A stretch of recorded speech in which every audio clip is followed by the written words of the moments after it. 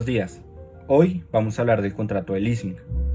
El leasing es un contrato mediante el cual una persona o una empresa denominada locatario que le interesa un determinado bien u objeto le solicita a una entidad financiera denominado leasing que es propietaria o que se hace a la propiedad del bien objeto de interés del locatario que le dé el uso y goce de ese bien a cambio de un canon o precio que se debe pagar periódicamente.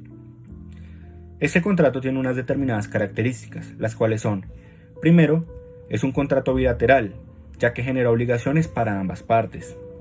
Segundo, es un contrato consensual, ya que cuando las partes están de acuerdo con el objeto del contrato y lo aceptan, este se entiende celebrado. Tercero, es un contrato parcialmente típico, lo que quiere decir que no hay una regulación extensa en la ley, y la única que trata acerca de este es el Estatuto Orgánico del Sistema Financiero, que trata temas de capacidad que veremos más adelante. Cuarto, es un contrato innominado, ya que la ley no le da un nombre específico a este contrato. Quinto, es un contrato oneroso, ya que genera unas cargas patrimoniales o económicas a ambas partes. Y sexto, es un contrato de tracto sucesivo, lo que quiere decir que se va ejecutando a lo largo del tiempo en la medida en que se fija un plazo que se va a dar periódicamente. Adicionalmente, el contrato de leasing tiene unos elementos de validez como la capacidad, ya que se ve limitada, como mencionaba anteriormente, por el Estatuto Orgánico del Sistema Financiero, que dice que los únicos que están habilitados para celebrar este tipo de contrato son las entidades financieras, bancos, cooperativas financieras o fondos de inversión, entre otras, son las únicas que están habilitadas para celebrar este contrato. En segunda instancia tenemos a las partes del contrato, el locatario y la leasing. Y finalmente tenemos el objeto, que es el bien físico cuestión del contrato, donde podemos encontrar, por ejemplo, apartamentos, casas, bodegas, vehículos, maquinaria, entre otras.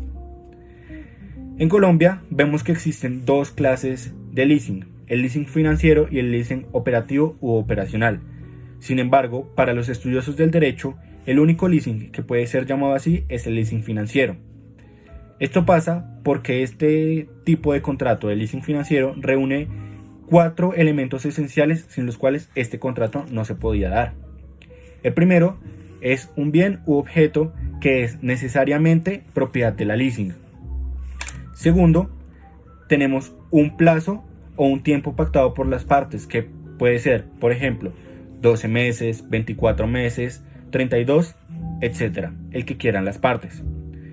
Tercero, encontramos un canon o un precio en donde se paga por el uso y goce de ese bien. Sin embargo, esto tiene un elemento específico, un elemento esencial, en el cual se da una financiación acerca de el precio de ese objeto. Entonces, en la medida en que yo vaya pagando ese canon, se va a ir amortizando el valor del objeto. Y cuarto, tenemos una opción de compra, debido a que al finalizar el contrato de leasing, el locatario tiene una opción de adquirir el objeto y hacerse propietario del mismo. Este quizás sea el elemento más importante del contrato de leasing y por el cual se dice que el leasing operativo u operacional no es un verdadero contrato de leasing, ya que este leasing operativo no tiene la opción de compra al finalizar el contrato y se asemeja más a un contrato de arrendamiento o de renting. Este contrato de leasing operativo es normalmente utilizado para obtener maquinaria pesada en la medida en que, por ejemplo, si yo quiero construir un edificio y necesito solamente 5 máquinas, pues acudo a la entidad financiera para que me las arriende y yo al finalizar en mi obra pues se las voy a restituir y no se me hace de interés hacerme propietario de esas máquinas porque ya las utilicé para lo que quería. Ahora tenemos que hablar de las ventajas del leasing. La primera, se genera una ventaja en materia tributaria, ya que si el bien no está dentro de mi patrimonio como un activo, sino como un pasivo, a la hora de hacer la declaración de renta o de pagar el impuesto al patrimonio, este valor va a ser mucho más bajo que como si estos estuvieran como un activo. Y segundo, si en algún momento se necesita liquidez o se necesita dinero en efectivo, encontramos la figura del leaseback, mediante la cual yo soy propietario de un objeto, por ejemplo, una tractomula, y necesito plata en este mismo momento. Entonces voy donde la entidad financiera, donde la leasing, le digo que me compre mi tractomula, pero con la condición de que me la den leasing. Entonces, esa entidad financiera compra mi tractomula y yo periódicamente le voy a pagar por el uso y goce de ese bien. Y al finalizar el contrato, yo puedo readquirir mi objeto. Es decir, puedo readquirir mi tractomula. Por otra parte, en materia de seguros, en lo que respecta a la leasing, se me obliga a contratar un contrato de seguros todo riesgo, y en el cual este contrato todo riesgo que yo adquiero para el bien el cual yo soy locatario es un contrato de terceros, lo que quiere decir que yo soy el que está tomando la póliza, pero el bien objeto del seguro es de la leasing.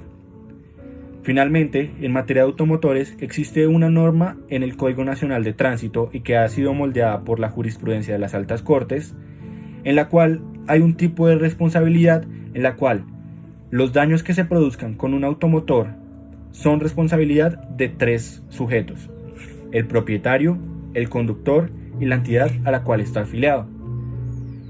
Entonces, esto se da porque hay un deber de guardián sobre la cosa por parte del propietario. Por ejemplo, si un amigo es propietario de un carro y me lo presta y yo atropello a una persona, esta persona puede demandarme a mí, pero como mi patrimonio no es tan amplio, puede demandar a mi amigo que sí tiene un patrimonio mucho mayor al mío. Así este amigo mío no haya ocasionado el daño, si esta persona no haya ocasionado el daño. Sin embargo, en el contrato de leasing se rompe con este supuesto y se ha entendido que el único guardián de la cosa es el locatario, a pesar de que sea de propiedad de la leasing, y así los daños causados por parte del locatario en el ejercicio de la conducción de un vehículo son responsabilidad del locatario únicamente.